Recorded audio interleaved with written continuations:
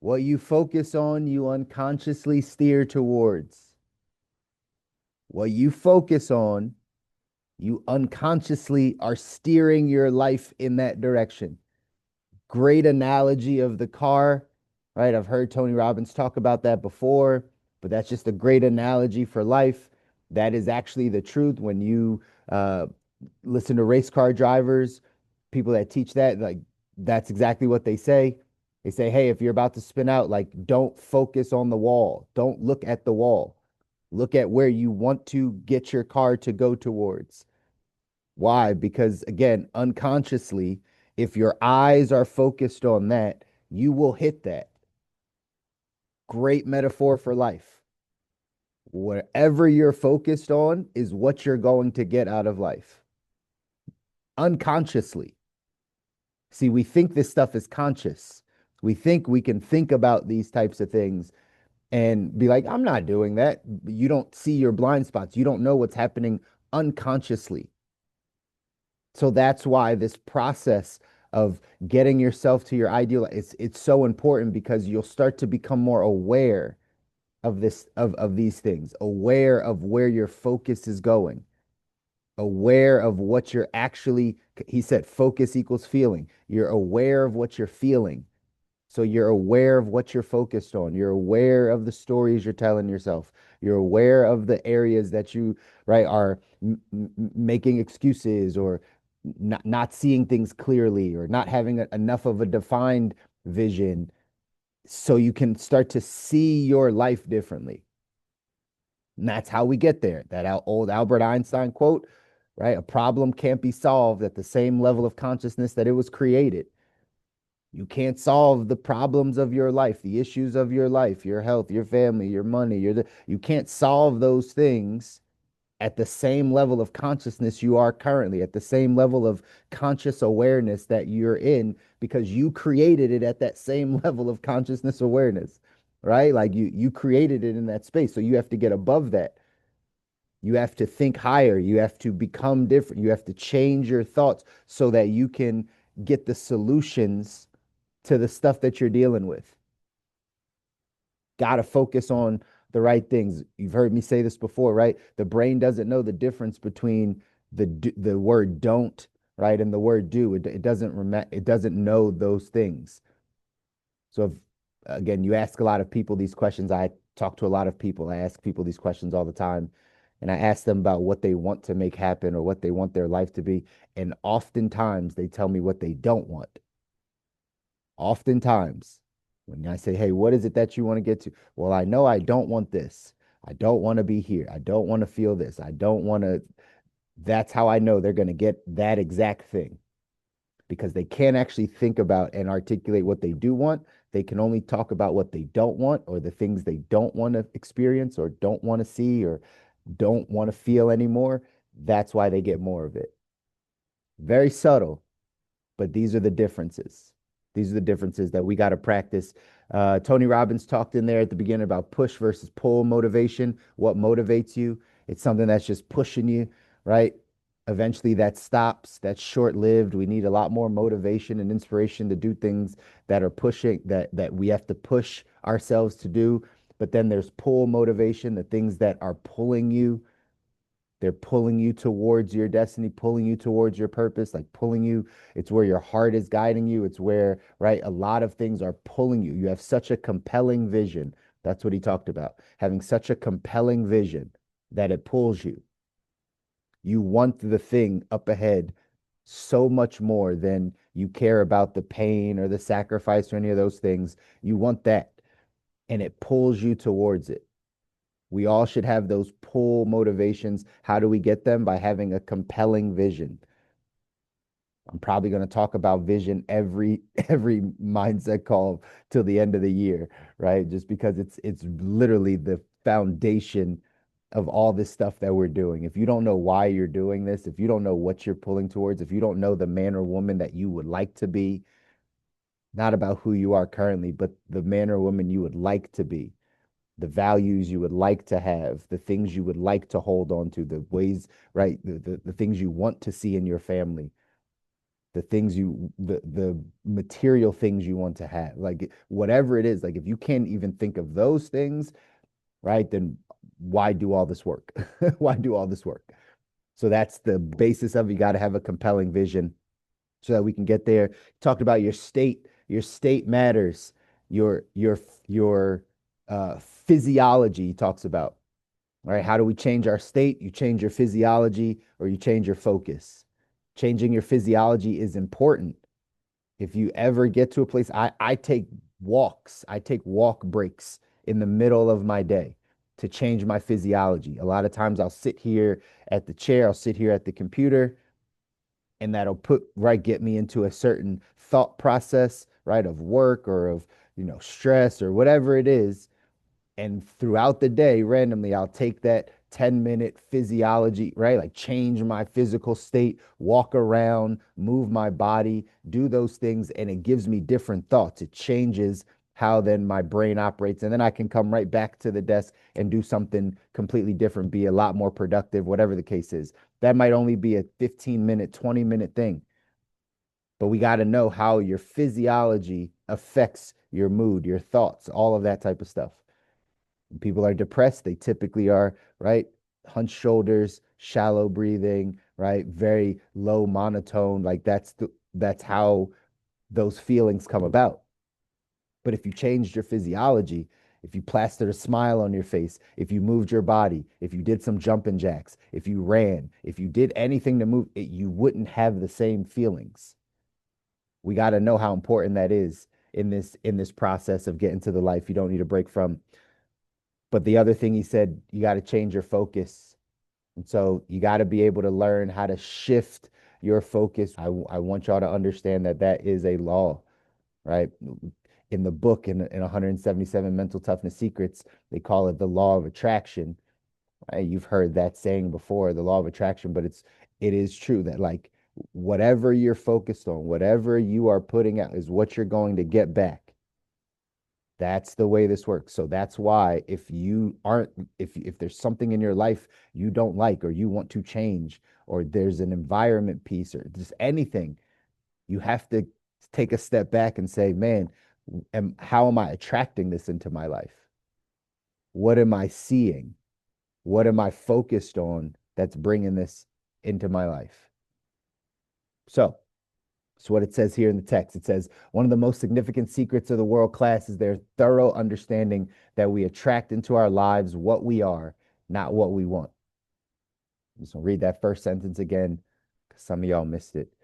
One of the most significant secrets of the world class is their thorough understanding that we attract into our lives what we are, not what we want. The law of attraction has been written about for thousands of years. Secular wisdom defines it as power of the subconscious, directed by our dominant thoughts, that attracts people, events, and circumstances into our lives to fulfill our visions. Spiritual leaders argue that dominant thoughts and prayers attract these same people, events, and circumstances through divine intervention. Whatever your belief, the one thing all thought leaders seem to agree on is this: the law of attraction exists and manifests our dominant thoughts on the physical plane. The great ones know that they think about or that what they think about or give energy to will grow.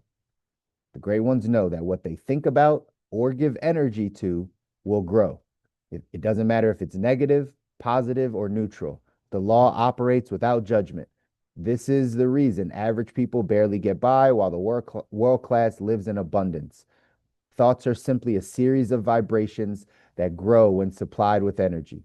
Champions can lose everything on the physical plane and gain it back very quickly just by bathing their minds in thoughts of love and abundance. These thoughts lead to belief, and belief leads to behavior, which creates results. Say that again. These thoughts lead to belief, belief leads to behavior, which creates results. The middle class often misses this concept, while the great ones reap the rewards by obeying this law.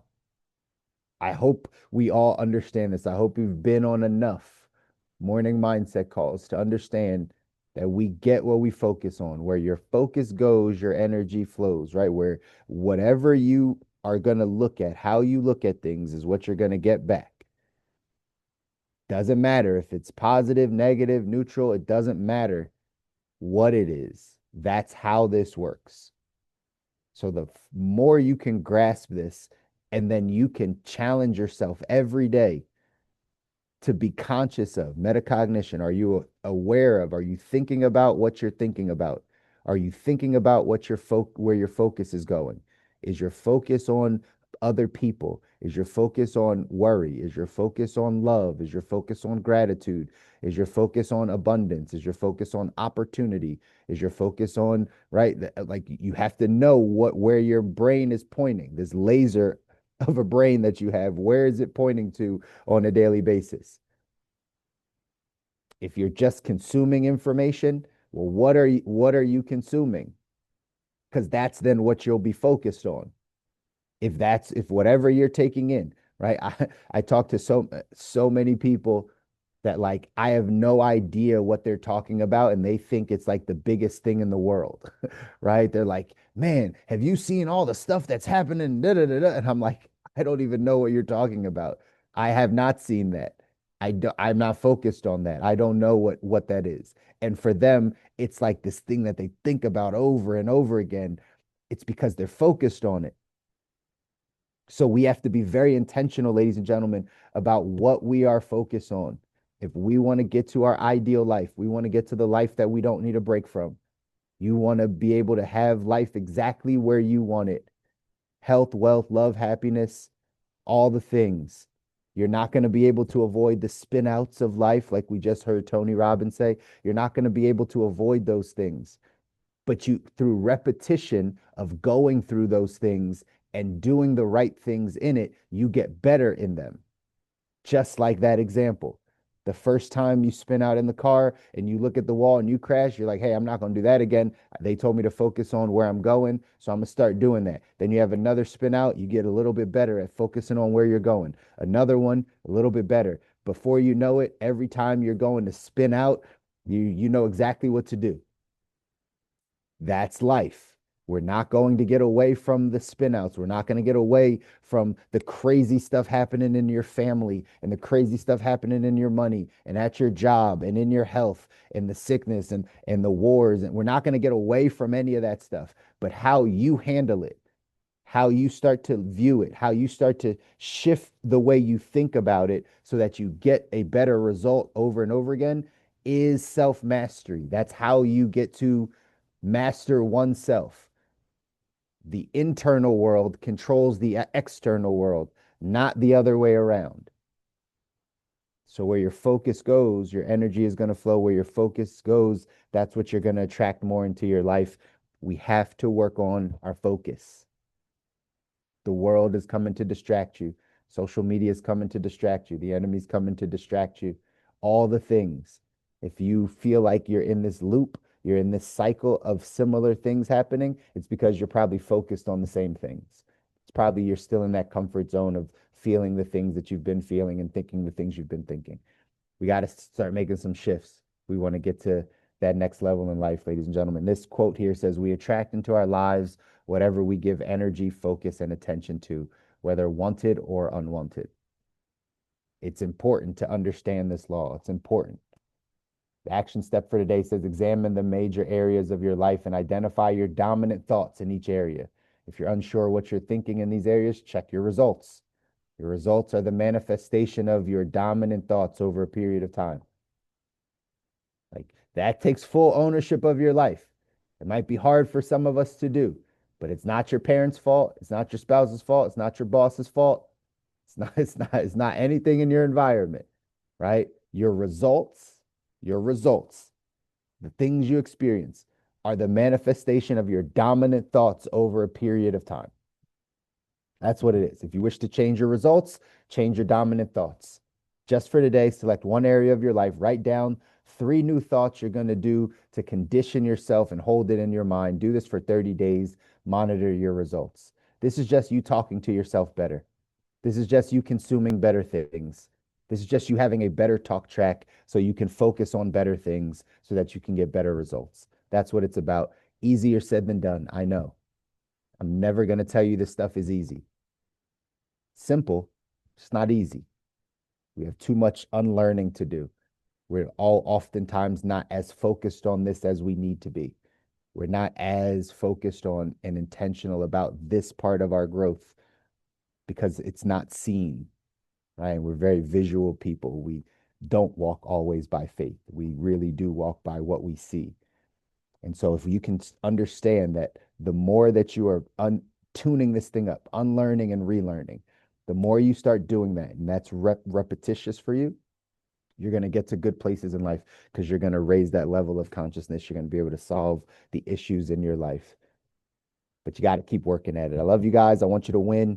I want you to win. That's why we have these conversations because you deserve to win. Your families deserve to win. People are counting on you to win. Your future children are counting on you to win. Your family, somebody in your family's counting on you to win, to get the capacity to handle all the stuff because they're going to spin out in life. They're just looking at the wall and they're going to crash into the wall. You actually know better. You now know the difference. You know when people are looking at the wall instead of looking at where they want to go, and they're going to count on you in the toughest times to get this stuff so that they can be okay. So you have a high responsibility. The fact that you jump on these calls, you got a responsibility to continue to do this work, y'all. But we're going to go out and make it happen. Do something this weekend that pushes you out of your comfort zone, that changes you, that challenges you to become more. Watch how your life changes. I love you guys.